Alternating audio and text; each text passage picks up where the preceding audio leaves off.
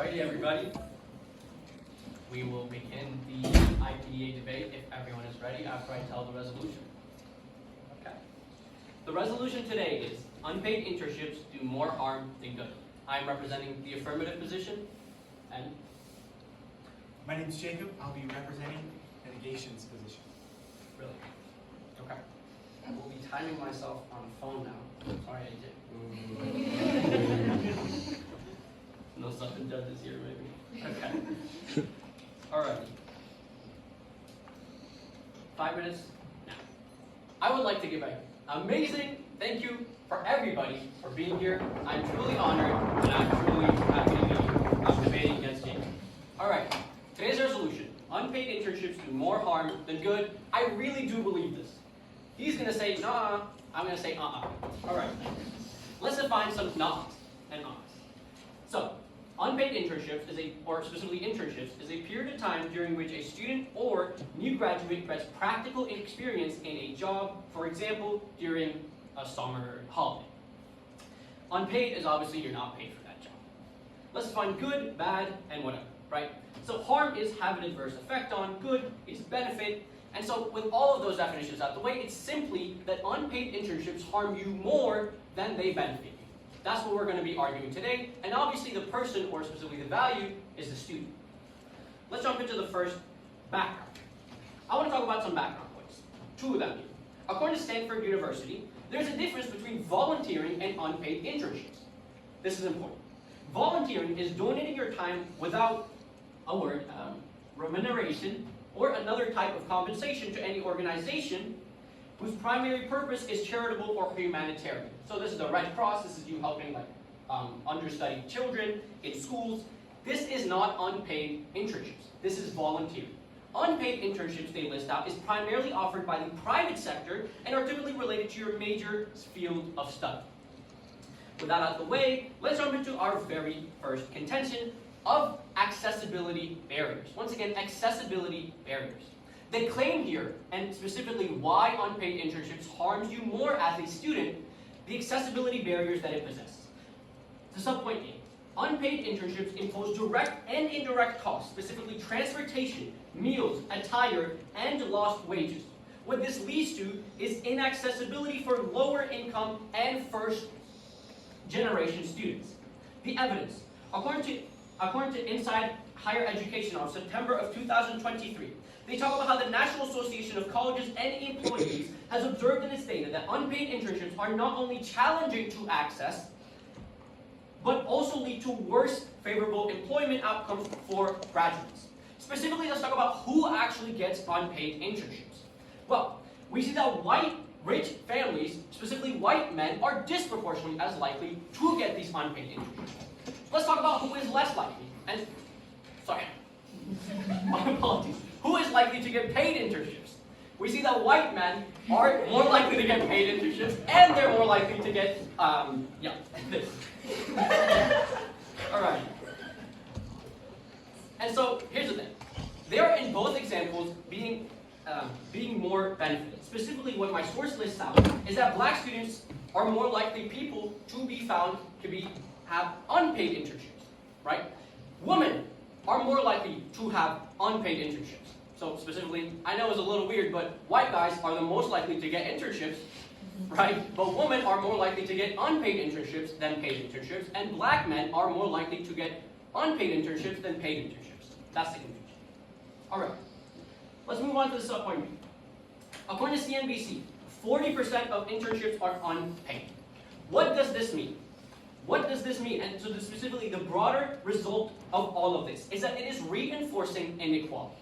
I know there's a bit of confusion, but I truly do mean this. According to Green Lining Institute, it takes $6,000 to $7,000 per unpaid internship. This is how much you are likely to pay to simply go to your unpaid internship. So this means that if you have money priorly, then you can access that unpaid internship. But if you're black, a woman, then you're first of all more likely to get unpaid internships, but secondly, have a larger barrier to access that unpaid internships. So you're working for free. And the ultimate result is once again reinforcing inequality, as well as the subpoint B here of worse career outcomes. Let's move on to our second contention. of lacking results, the claim. Not enough benefit and too much harm. The evidence. According to the NACE, which is the National Association of College and Employers, in their 2023 national survey, they found that unpaid internships have nearly identical, students who have unpaid internships have nearly identical job offer rates to students with no internship experience. What does that mean?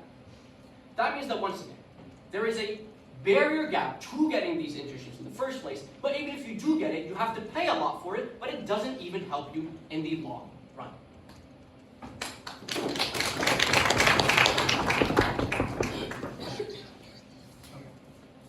Now's the portion of the debate where I, as a negation, will have the chance to cross-examine the case that we've just been presented. So, with 2 minutes on the clock, let's start with that. That was a real lovely speech. Naturally, I have a couple of questions. Looking to contention number 1 here today, you had a couple of statistics talking about marginalized communities not having the same opportunities. I didn't quite get all of the sources to that. Could you just reiterate those in contention 1 subpoint A again? Absolutely. Contention 1 subpoint A was inside higher ed. And then specifically they were talking about a 2022 National Association of College and Employers data observation that unpaid internships are not only challenging to access, but also lead to worse favorable employment outcomes for graduations. And this was a study looking at paid internships and what job offers they get, and then unpaid internships and what job offers they get. Gotcha. All right. And then, I hate to jump around, but if we could look to the top of the case, what was your definition for internship here today? A period of time during which a student or new graduate gets practical experience in a job, for example, during the summer holiday. Okay. For an observation. Well, it was a really clear case, and that answers all my questions. Thank you. All right. I got 6 minutes on the clock. If everyone's good to go, one and ready. All right. I like to keep that thank you train chugging on down the tracks. Thank you, everyone, for being here today for what's going to be a lovely debate. Now, I hate to debate different definitions here today, but I do want to make a couple of observations when we look to what we're actually talking about here today. My opponent tries to make this clarification that there is a direct mutual exclusivity between volunteering and internships. But this doesn't really line up to the definitions that we see, and this is important for a couple of reasons. They directly state that our definition of internships is gaining practical experience for unpaid labor. And this is really important because some volunteering, such as working at zoos, is incredibly important for getting any type of practical experiences. In fact, according to conservation efforts, 50% of all people who work in conservation right now started off as unpaid internships. Yes, this was also volunteering time, but don't let my opponent confuse you that volunteering is not also just an unpaid internship. With that being said, I also have one more observation, that in order to negate the resolution here today, that unpaid internships do more harm than good, I don't just have to prove that they're more harmful, I can also prove that they do the same amount of good and harm, which also negates the resolution. With that being said, let's look into the off case here today with counter-contention number 1, how this is good for the workers. I would like to make this simple observation that when we look to the comparison of unpaid internships, we're not comparing it to paid internships. The true alternative to no unpaid internships is no internships at all. We see that many companies uniquely have unpaid internships for the sole fact that they can't afford to pay individuals. And we see that us, as workers in unpaid internships, benefit quite largely. We directly see in subpoint A from the Independent Institute that unpaid internships lead to workers getting more benefits and specialized paths, which do end up leading to more and better valuable work experience in the future. Furthermore, we directly see from the public and private sector that there is a large drop-off when it comes to the amount of unpaid internships that they have. So yes, what my opponent said about there only being around 40% unpaid internships is correct, but when we look to specific pathways like zoology, like going into politics, it's at a much higher rate. And let's look at some of those statistics specifically, where we see that the amount that we gain when we have unpaid internships leads to a lot of success. In fact, we directly see that those with unpaid internships compared to those who don't have internships have a 33% higher chance of getting a long-term career over their life. Meaning that just having an unpaid internship, although yes, you're not getting paid, leads to more money in your pockets in the future and leads to you, as the worker, having a much stronger benefit. So we directly see that the good that comes from unpaid internships falls upon us as the workers, but not just that. Let's look to contention number 2, which is going to be good for society. We also see how this benefits the actual companies that have unpaid internships as well.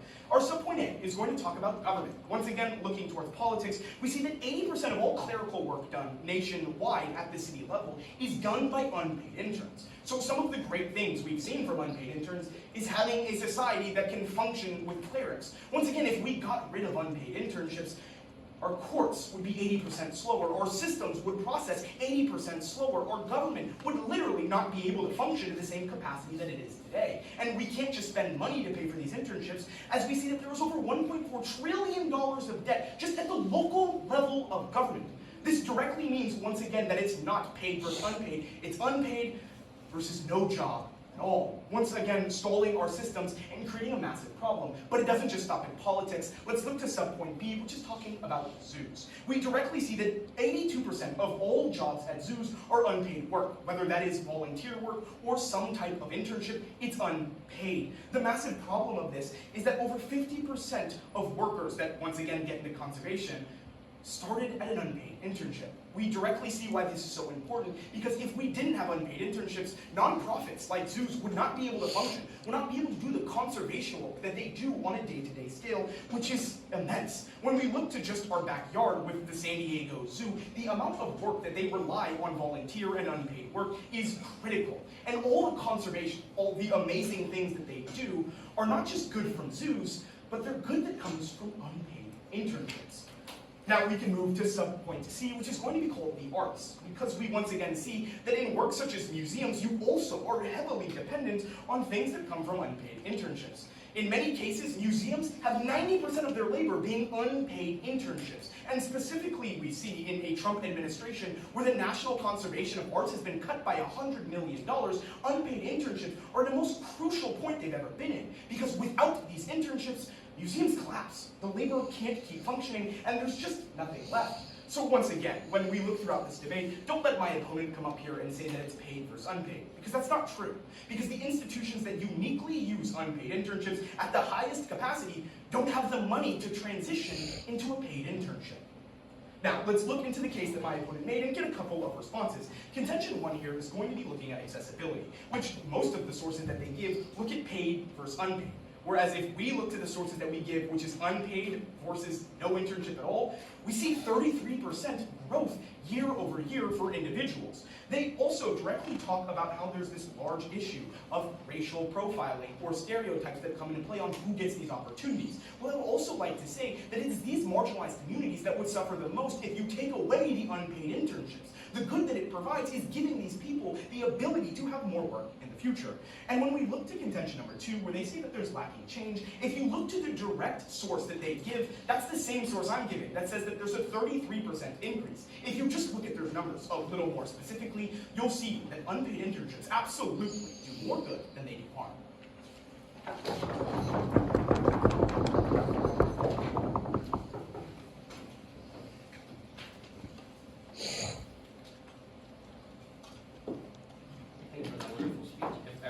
Is ready, I will begin my 2 minutes.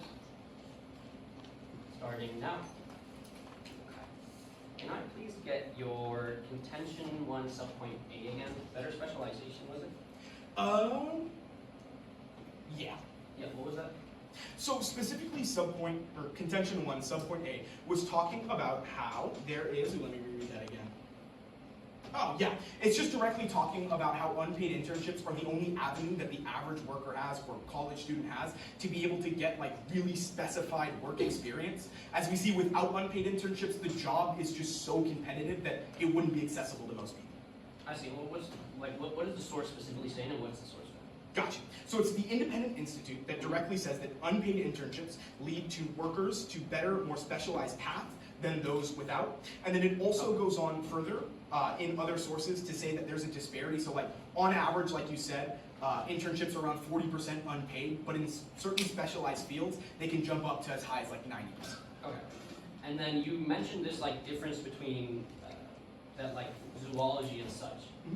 Was it 50% of people who worked in the zoo started off in unpaid internships? Sorry, I apologize. The two stats that they gave for zoos is that 82% of all people who work at zoos are unpaid, and then we see that over 50% of people who right now have wages and have actual salaries in conservation work at some point took on an unpaid internship. 52% of 50%. 50%. Can you repeat that, please? Yeah. 50% of what? 50% of employees right now that work in conservation and get paid a lot of money at some point had an unpaid internship. Okay. And then you mentioned that 82% of people who work at zoos are unpaid. Do you know the age? Are these students? Do you know who, like? I think a lot of people work at zoos, if I'm being honest, Thank but you. I do know that a lot of students And do. then for museums, did you say that like 90% of the people who work there? Yeah, sorry, to answer that question, 90% of workers right now at more conservation sites or museums are right now are unpaid. Okay.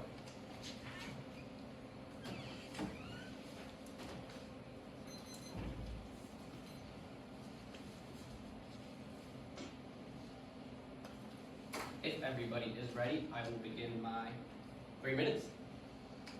3 minutes starting now. I would like to thank the wonderful negative position. I'm going to start off responding to their points and then move on into mine and the responses they give to mine. Let's start off with their points. Their contention number 1 goes alternatives and that there are no alternatives to unpaid internships. 2 points here. First of all, there absolutely is. There's paid internships. And secondly, actually that's it. That's the bigger point. There's paid internships and actually there are alternatives. That is a literal alternative. Let's move on. The subpoint A is that there's better specialization specifically in fields. Here's the key difference. I'm bringing up Stanford and how they, in their international, like this is advice they give to international students so that they do not get abused in the workforce. In that specific website, they talk about how there is a difference between volunteering and unpaid internships and know your rights. They are trying to conflate exactly what is being fought. There is a difference between volunteering and internships, specifically unpaid ones. Because in volunteering, you have no expectation to be paid later on. But in unpaid internship, yeah, absolutely. But in unpaid internships, it's specifically in like the mechanisms for unpaid internships, there's not supposed to be an idea that you're going to get paid later on as well. But here's the thing, they are exactly listing out in like zoology, for example, where there is an expectation to be hired later on passed up on a job. So there is a difference, and the difference is important. Let's move on to the next point. They say that unpaid internships are more likely to have long-term careers. First of all, I don't quite understand this point, but secondly, conflate this with my own source. According to the National Association of College and Employers, that they talk about unpaid internships have nearly identical job offers to students with no internship experience. They never respond to this point. Because this is the National Association of College and Employers talking about how, dude, there isn't a difference. What matters and what is different is whether you have a paid internship, because they are 1.61 times more likely to get a job offer, while in unpaid internships, your job offer rates is 0.94 later on. That's the important thing, and they never talk about that. Let's move on to their second contention. Talk about good for society. You see that 80% of clerical work is done by unpaid interns. First of all, they keep conflating unpaid interns and people who are just generally not paid. These can be volunteers. It doesn't have to be unpaid internships because they don't specify whether these are students, whether these are people 40 years old, whether these are people who have experience that are not just volunteering. Moving on to the next point. Zoology, 82% of people who work there at some point had took up an unpaid position. Once again, conflating these 2 points, but similarly, we don't know. 82% of these people who work there, are these all students? No. Today we're talking about the benefit to students.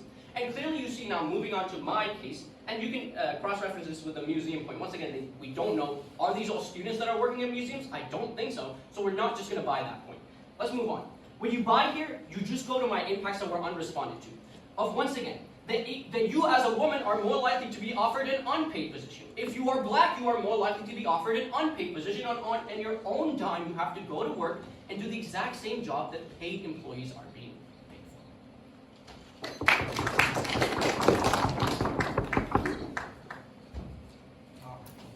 I got 5 minutes on the clock if everyone's good to go. I'm going to bring that thank you train to the station. Thank you everyone for what's been a lovely debate here today. And today we're going to do a couple of simple things. We're going to go over some of the responses that my opponent had given today. We're going to do a simple math lesson, and then we'll be getting into some reasons why we'll be voting with the negation here today.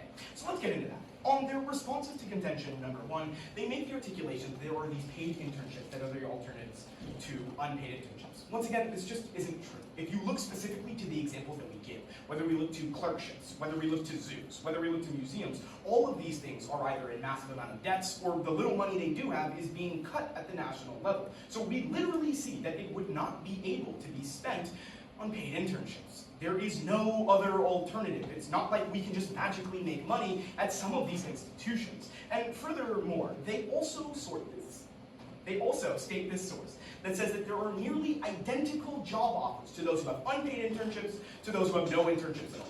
I also have directly read and gone through this source, so let's do a little math lesson here today, because there's 3 important numbers. The first off is your job likelihood if you do have a paid internship, which my opponent's right. It is 1.61% more likely. Well, if you look to unpaid versus no internship, which is what we're really looking at today, you see that those who have an unpaid internship have a 0.94% likelihood of being able to get a job afterwards. Whereas, if you look to those with no internship at all, it drops down significantly to 0.7. A massive flaw with this study that my opponent is trying to bring up is that they say that there's no difference between 0.94 and 0.7, which on a micro scale is just not true in any capacity. That's where we get the direct numbers that say you have over a 33% higher chance of being able to get a job if you have that unpaid internship compared to those if you don't. Frankly, you can look at the sources that they're giving you, and if you just dig a little deeper, you see that the numbers aren't really on their side. Furthermore, let's look to the response to contention number 2, where they say that, are these all students?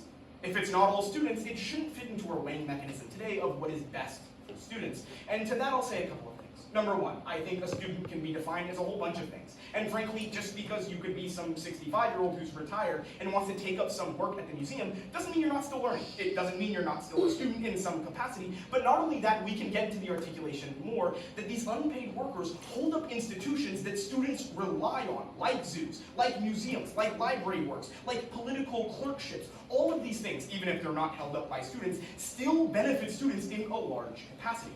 And when we talk about benefiting students here today, let's get into some voters, some reasons why you'll be voting for me litigation today, and we have 3. The first thing here today is going to be the amount of good that unpaid internships hold up in the institutions that students rely on.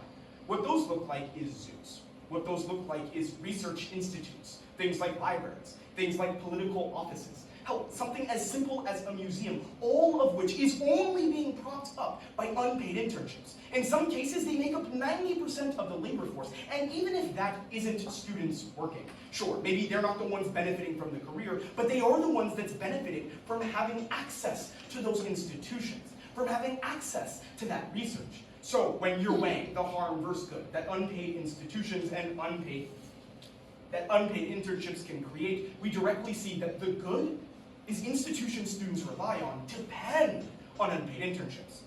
Our next voter here today is going to be what it's going to be called true alternatives.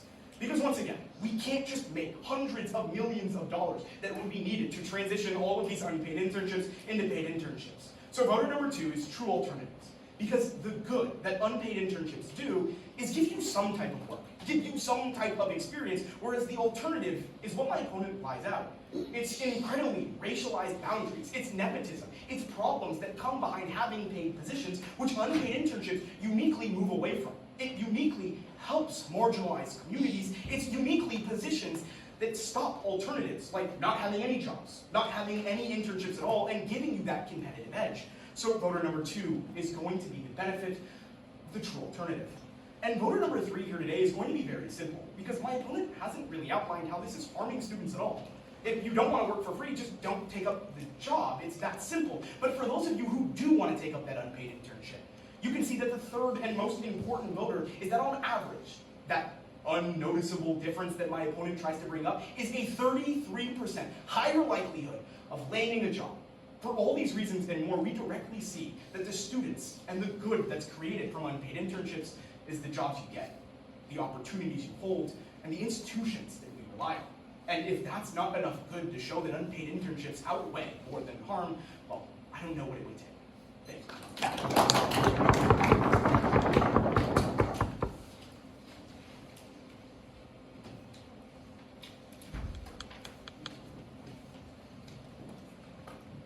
If everybody is ready, I will begin my final 3 minutes. Starting now.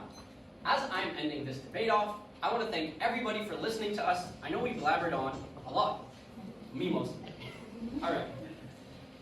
I'm first going to talk about main, just arguments we've been having, and then move on to reasons why you should all feel comfortable believing that unpaid internships do more harm to students than good for them. Let's move on to some of the main argumentation that's been happening. So what are their main points? Their main points was that these jobs hold up institutions that help students. Here's the new angle they've taken and the reason why they've taken it. I mentioned how they brought up several sources about how specifically a lot of the jobs that zoos, clerical, and museums is done by people who are unpaid. I said, first of all, you're conflating unpaid work, specifically, that could be volunteering, that could be something else, and unpaid internships. Once again, unpaid work is not unpaid internships. This is something different. Because unpaid internships are a period of time during which a student or a new graduate gets practical experience for a job. Do not let these things be conflated. So, no, not 90% of a zoo's people who work there are students in unpaid internships. These can be people who are simply unpaid or people who are volunteering. That's why at the beginning of this debate, I listed out the difference as said by Stanford. Let's move on. So when they say that at least even if you don't buy the student's point, this is held up by these unpaid internships, no it's not, it's held up by volunteers, these are different. Let's move on, they say, well, some type of work is given to you, and that's a good thing. Once again, what is this some type of work? It's costing you $6,000 to $7,000, haha, but you as a woman are more likely to be offered an unpaid job than a paid job. As a black person and Latino, you are more likely to be paid you are more likely to be offered an unpaid job than a paid job. And you are forced to spend $6,000 to $7,000 per that work to go and literally do the same work that employers are being paid to do, that white people are being paid to do. This is the impact that I talked about, and this is why we are completely outweighing it. They are talking about some students get jobs. I'm saying, first of all, that job is harmful because it specifically benefits other people, but more than that, on our points, our broader results that we spoke about are literally reinforcing inequality. Reinforcing inequality. So you see, we completely outweigh. The reason we outweigh is because, once again, marginalized communities are disproportionately negatively impacted. As a woman, you're less likely to get paid for the job that you do. As a black person and Latino, you are less likely to get paid the same thing that other people who are paid for are doing. That's a problem, and that's the harm to students. And so that's why you should all feel very comfortable believing that it does more harm to students.